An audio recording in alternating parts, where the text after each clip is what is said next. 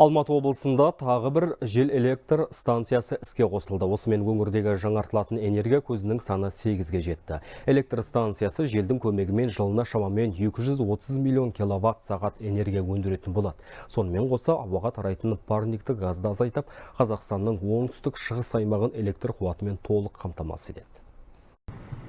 Жел электр станциясының қуаты 60 мегаватт. Жобаны қазақстандық Самұрық Энерго компаниясы мен Қытайдың Power China корпорациясы жүзеге асырған. Жаңа нысанды онлайн режимде энергетика министрі Болат Ақшолақов пен Самұрық қазына қорының басшысы Алмас Сәтқалиев іске қосты. Мұнда әзірге 24 жел қондырғысы орнатылған. Осының барлығы 60 мың үйге энергия көзіне жеткізеді. Бізде 19 сондай альтернативті электр станциялар бар. Оның 7-еуі желмен істейтін. Бүгін 8-ін аштық. Осы шелек дәлізінде ең үлкені болып саналады. Бүгінгі күнге 60 мегаваттан 300 мегаваттқа дейін кеңейтуге мүмкіншілік бар.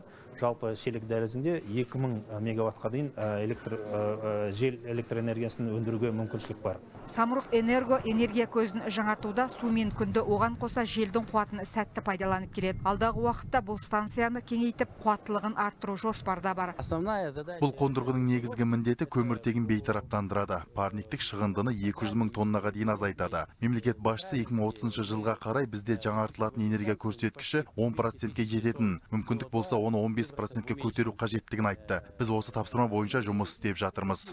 Жаңа электр станциясы Алматы облысының Еңбекшіқазақ ауданындағы шелек дәлізі деп аталатын аумақта орналасқан. Мұнда үнемі соғып тұратын жел энергияның пайда болуын қамтамасыз етеді. Жобаның құны шамамен 40 миллиард теңге. Қарлығаш Қайыпбекова, Нұрдәулет Жақсыбаев, Хабар 24, Алматы облысынан.